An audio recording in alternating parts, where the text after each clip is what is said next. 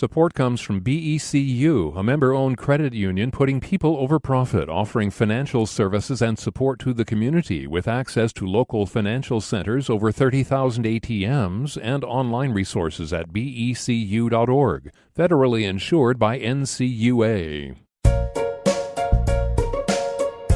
Hey, good morning. It's Patricia Murphy. It's Wednesday. This is Seattle Now.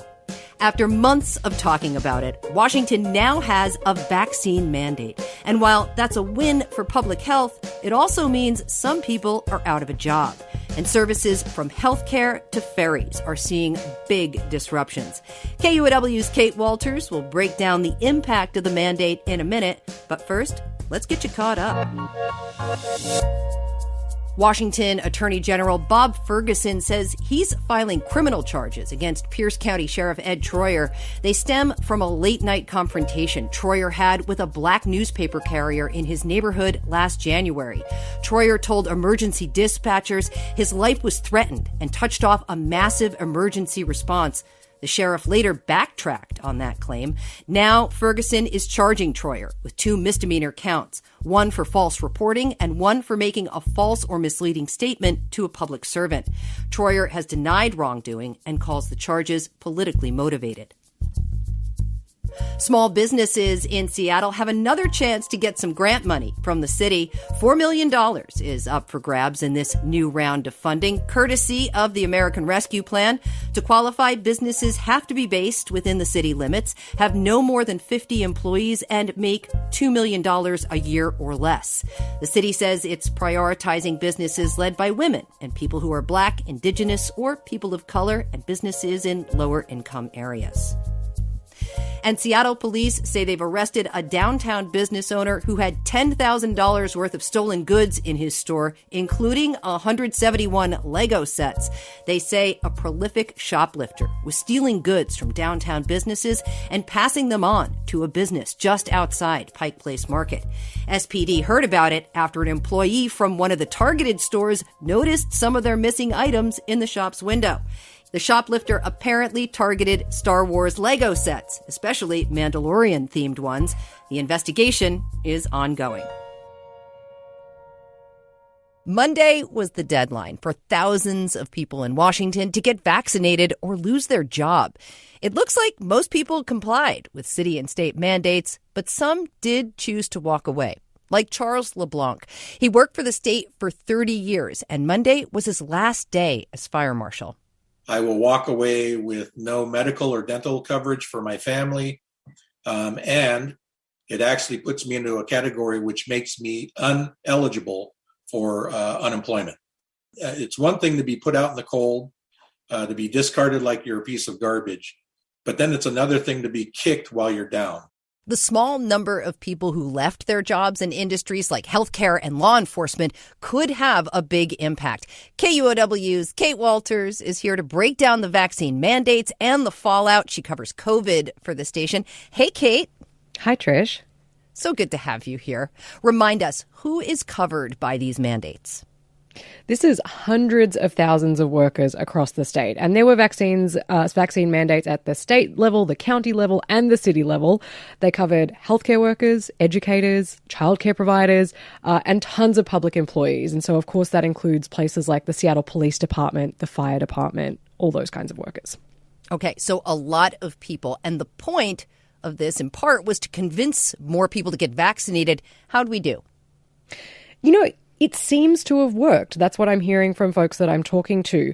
Reza Khalil is with Cadleck Health Systems in the Tri-Cities area. Here's what he had to say.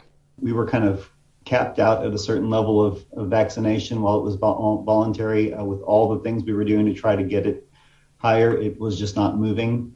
And having the mandate has really moved up our vaccine compliance, as you've heard today, quite a bit. So we'll see how the numbers play out. But I'm hopeful that the number of additional that we've managed to get vaccinated because of the mandate will help keep everybody safe and keep staffing actually stronger in the long run. We saw this with state workers as well. More staff were handing in proof of vaccination as the deadline got closer. You know, they went from just under 50% to just under 90% in about a month. The same held true for mandates in New York and also in the public sector with companies like United Airlines who were touting 99% compliance. So we know that these mandates have worked. That's not to say that nobody chooses to leave their job over these requirements, but in most cases, it's been a small percentage, even if those raw numbers sometimes sound large. Okay, so how many people actually will lose their jobs over this? One of the better known folks is the WSU football coach who is no longer employed as a result of this mandate. Very public piece of this that's gone on. Yeah. That's a really good question, and the very unsatisfying answer is we actually don't know yet, right? This is still kind of in the works. The short answer is that we know that some people are losing their jobs. You mentioned the football coach. That was a very public and high-paid employee who was no longer employed at the end of Monday. Washington State Patrol lost 127 of their folks at the end of Monday. It's out of about 2,200 employees.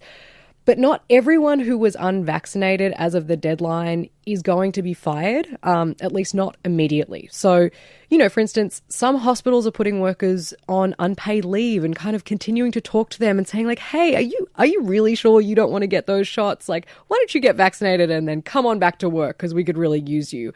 Other people got a little wiggle room because of labor negotiations, or maybe they were partially vaccinated and they're getting more time to get the final shot, things like that. The goal of this was never to lose staff. So a lot of people are building in some leniency to get as many people as possible into compliance and back at work. Yeah. We saw headlines, Kate, a few weeks ago about hundreds of SPD officers possibly being fired. That didn't actually turn out to be true.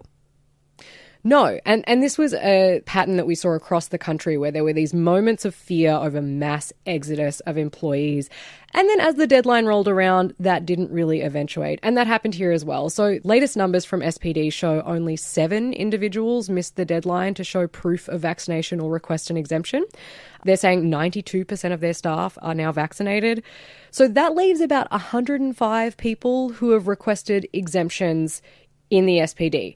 Now, some of them may still end up losing their job because part of that process is, okay, you've requested an exemption. Can we actually accommodate you in your job while you remain unvaccinated? And that piece of things is still ongoing at SPD and in other city departments as well. Fascinating. So I'm curious what this will do to staffing levels at places covered by the mandate. You know, places like the Washington State Ferry System and the SPD were already struggling with staffing prior to this mandate. Yeah, that's an issue that folks are running into in several sectors. There was this sort of pre-existing staffing shortage, and then you know, that means even if a small number of people leave due to the vaccine mandate, it's just the icing on a cake of staffing woes. In healthcare, this is a really big issue. Hospitals across the state are full. They have been slammed with COVID patients on top of everyone that they were already seeing, and they don't have enough staff to deal with it as it is. Here is Dr. Julie Buck. She's an ER doc with Harborview Regional Health in Grays Harbor County. Some nights there's only one nurse that's scheduled for the ER because the shortage is already so severe. So even losing one more person is going to be crippling. You know, things like public safety and hospital care, these things are scary when it comes to these kinds of situations. Tell me more about how this may affect people's lives. What should we expect? Yeah, so I mean, there definitely will be impacts from this. I mean, one thing I will say is that people saw this coming, and so mitigation efforts have been in place, right? They're trying to bring on more staff. They're trying to do what they can to prevent really massive impacts. But, you know, the state ferries, for instance, were short on people before the pandemic, and now they're cutting services back. The same holds for bus drivers. Seattle Public Schools really struggled to fill the routes at the beginning of the year. There were lots of delays, but now they're suspending over 100 bus routes. In healthcare, here's what Cassie Sauer had to say about the impacts. She's the head of the Washington State Hospital Association. We will see curtailing of services. There's no question about that. There's going to be caps on admissions in some rural hospitals. There's going to be closing down some service lines potentially, or having people have to wait longer for elective or non-urgent procedures or for outpatient services. So it's both a goal to hire more staff, but also to figure out how do you reconfigure services in a way that you can cover it with the staff that you've got. In healthcare particularly, what folks are really struggling with is that there are two goals, right? Get as many people as possible vaccinated and protect the staff and the patients, and then also keep the system running to serve as many patients as you can. And those two goals are sometimes a little bit at odds, but the hope is that protecting staff now will mean that the impacts from illness and outbreaks and things like that in the future won't then cripple the system. Sure. And what about the path forward for people who chose not to get a vaccine and who are now out of a job? What are their prospects, and could this choice still have ramifications for them moving forward? Yeah, I mean, it really depends on what field they're in and where they want to live, right? And, you know, also keep in mind the choice not to get vaccinated is something that you can change relatively quickly, unless you have a medical reason or, for some people, a genuinely held religious belief. So for some, this is a piece that they could reverse. But, you know, for some folks, there may be jobs that aren't covered by the multiple mandates. There also may be jobs in other states with different rules, perhaps, if they're willing to move. But the thing to keep in mind, and this is especially for folks in the healthcare sector, is that a federal mandate is going to come down and come into effect in the near future. And private employers can also have requirements. So, you know, for instance, I talked to folks at the Seattle Indian Health Board, and they told me they've offered jobs recently to a couple of candidates who didn't want to get vaccinated, and so they rescinded those job offers. You also heard the fire marshal talk about the fact that he's losing benefits. Most people who quit or are fired because of this mandate are in the same boat. They can't count on unemployment. There are some caveats with that, of course, as there always are, but that is something that people have to take into consideration. Kate, like we've been talking about, the goal here is obviously to get more people vaccinated. Where are we at with that? Yeah, so I mean, Washington State is doing pretty well on that front. If you look at people who are eligible for the vaccine, so that's folks 12 and up, about 77% of them have had at least one dose of vaccine in Washington State. When you narrow down to King County, that number gets even higher. About 87% of people who are eligible in King County have had at least one dose of vaccine at this point. All right. That's not 100%, and I know that's what King County would love to see. What is the next step in trying to get more people to get vaccinated? Right. So they're doing the same thing they've been doing the whole time, which is that public health officials just continue to plead with the public, please go and do this. They're also going to be looking at, you know, potential future mandates. We've got more vaccines coming out for younger children. There could be something for students that comes out, you know, in terms of mandates in the future. But the other thing that they're doing is just trying to make things a little bit more difficult, in a sense, if you're not vaccinated. And that's one way to encourage people to get the shots. So come next week, King County is going to put into place a requirement that if you want to go out to a bar or a restaurant or a gym or a museum or a concert, you're going to have to show proof of vaccination or proof of a negative COVID test in the past 72 hours. So that might be just another incentive for people to go and get those shots. Yeah, certainly sounds a lot easier to get vaccinated than it does to come up with a negative COVID test every time you want to go to a restaurant or a bar or work out at the gym. Yeah, depends on your social life, I guess, but it does. KUOW's Kate Walters, thanks so much. Really appreciate it. You're welcome. Thanks for listening today. Hey, if you haven't heard, it's KUOW's Fall Membership Drive. You count on us to bring you the news each morning, and now we're counting on you to make it possible. Make a gift of any size at KUOW.org/donate. And thanks.